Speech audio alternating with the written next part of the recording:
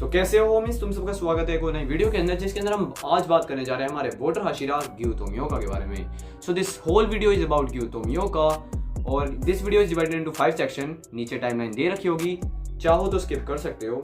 So without any further ado let's start the video. तो शुरुआत करते हैं हम कैरेक्टर 6 के साथ, जिसके अंदर ग्यू तोमियोका की हम रेस की बात करें तो ग्यू तोमियोका एक ह्यूमन है, ऑब्वियस सी बात है। And after that his age, जो कि चैप्टर 1 में हमें 19 बताई गई थी एंड अभी तक 21 हो गई होगी। After that his height and weight, Giyu Tomioka की हाइट 5/9 फीट है एंड उसकी जो वेट है वो है 69 kg, 152 पाउंड से थोड़ा सा ज़्यादा। And after that his birthday जो कि 8 फरवरी को है। अब हम अपीयरेंस की बात करें तो ग्यू तोमियोका की अपीयरेंस काफ़ी ज़्यादा शांत है। वो एक ऐसा बंदा है जिसे लोगों से ज़्यादा मतलब नहीं पड़ता। वो स्टोइक सा बंदा है और उसके फेस पर हमेशा एक अनबोदर्ड सा एक्सप्रेशन रहता है। अगर उसके बात करें बालों की, उसके काफ़ी घने और लंबे बाल हैं और उसकी आंखें काफ़ी ज़्यादा शार्प और बड़ी हैं और उसकी आंखों का कलर ब्लूइश ब्लैक है और उसके जो बैंग्स हैं बालों के वो काफ़ी ज़्यादा लंबे हैं मेरी तरह। एंड ग्यू जो डीमन स्लेयर की नॉर्मल यूनिफॉर्म होती है उसी को पहनता है एंड उसके ऊपर वो एक हाउरी पहनता है जो कि 2 पैटर्न में डिवाइड करती है। एक पैटर्न जो कि राइट साइड है वो है रेड, जो सॉलिड रेड होता है, एंड जो अदर सेक्शन है वो है green, orange and yellow colour के उसके स्क्वायर्स बने हुए हैं। बाद में मांगा में हमें पता चलेगा कि जो ये हाउरी है ये ग्यू की बड़ी बहन तसुत्यो को मुझे नाम प्रोनाउंस नहीं करना आता उसका, सो उसकी बड़ी बहन एंड जो उसके एक बहुत अच्छा फ्रेंड था सभी तो उसकी है और ये उन दोनों का एक मोमेंटो की टाइप पहनता है उसे। तो अब हम बात करेंगे ग्यू की पर्सनैलिटी के बारे में। तो ग्यू के फेस पर हमेशा एक स्टोइक एंड अनबोदर्ड सा एक्सप्रेशन रहता है, but he has a strong sense of justice. ग्यू डीमंस को मारते हुए कोई मर्सी नहीं दिखाता लाइक अदर हाशिरास। ग्यू काफी कम बोलता है एंड वो यूजुअली दूसरों से काफी ज्यादा डिस्टेंस बना के रहता है। ग्यू के ऐसे अनकंडीशन एटीट्यूड का कारण उसकी एक मेमोरी है।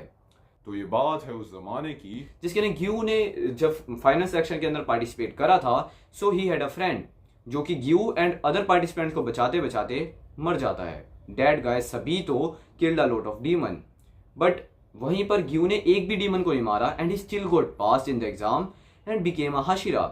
इसलिए ग्यू को लगने लगा कि असलियत के अंदर वो एक हाशिरा बन ही नहीं सकता and he is not capable of being a Hashira.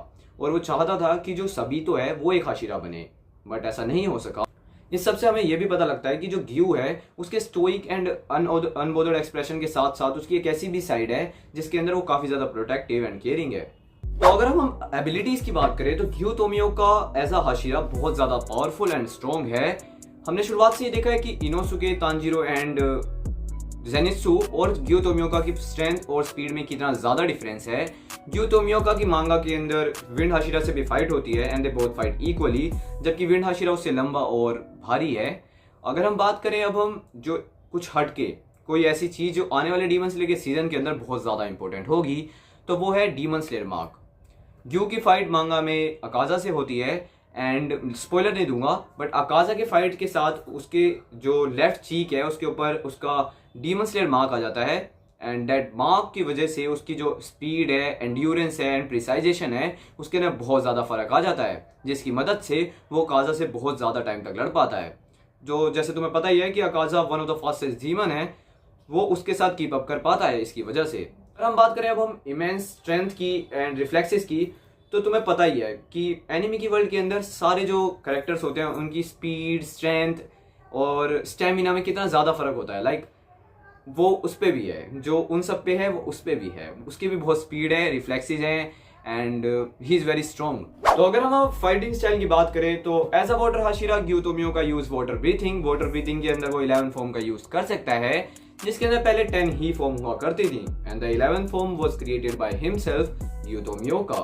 First form is water surface slash. इसके अंदर यूजर क्या करता है कि पहले वो एक इनफ मोमेंटम को क्रिएट करता है और उसके बाद में एक सिंगल पावरफुल कॉन्सेंट्रेटेड स्लैश का यूज करता है। Second form is water wheel. इसके अंदर यूजर क्या करता है, अपने आप को हवा के अंदर वर्टिकली स्पिन करता है एंड उसके बाद में घूमते घूमते एक अटैक को यूज कर देता है। Third form is flowing dance. इसके अंदर यूजर अपनी ब्लेड के साथ साथ अपनी खुद की बॉडी को भी स्विंग एंड बेंड करता है एंड जो भी चीज उसके रास्ते में आ जाती है वो उसे काट देता है।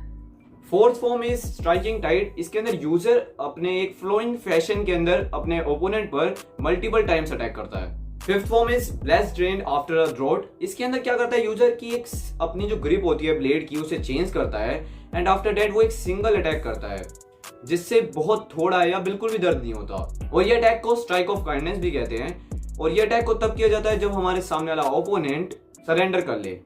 Six form is whirlpool. इसके अंदर यूजर अपनी अपर एंड लोअर बॉडी को ट्विस्ट करते हुए एक व्हिर्लपूल क्रिएट करता है और उसके जो भी चीज उसके बीच में आती है व्हिर्लपूल के, वो उसे काट देता है। Seventh form is drop ripple thrust, और इस अटैक को करने के लिए यूजर को बहुत ज्यादा फोकस करना पड़ता है, और एक ये सिंगल अटैक होता है जिस अटैक के करने के बाद में एनिमी की मूवमेंट में बहुत ज्यादा इम्पैक्ट होता है। Eighth form is waterfall basin. इसके अंदर यूजर अपने ओपोनेंट को वर्टिकल मोशन के अंदर काटता है, एंड ये अटैक तब ज्यादा इफेक्टिव होता है जब यूजर नीचे की साइड में गिर रहा हो। Ninth form is splashing water flow. इस अटैक के अंदर यूजर अपने फुटवर्क को चेंज करता है जिस वजह से उसकी स्पीड बढ़ जाती है, और ये तब आइडल होती है इसे यूज करना जब जहाँ पे जमीन जो है वो ठीक ना हो फाइट करने के लिए, जैसे उदल पुदल हो। 10th form is constant flux. इस फॉर्म में यूजर एक कंटिन्यूअस फ्लोइंग अटैक करता है जो कि वाटर ड्रैगन की फॉर्म ले लेता है, जिससे यूजर की स्ट्रेंथ एंड पावर में इंक्रीज आता है due to momentum. And in this attack the more the user rotate the more powerful the attack becomes. And अगर हम लास्ट फॉर्म की बात करें जो कि सिर्फ ड्यू को ही आती है, द 11th फॉर्म डेड काम। इन दिस फॉर्म यूजर अपनी बॉडी को सारी मूवमेंट को रोक देता है और एक ऐसी स्टेट में चला जाता है जिसमें वो किसी भी आने वाले अटैक को ब्लॉक या कट कर सकता है।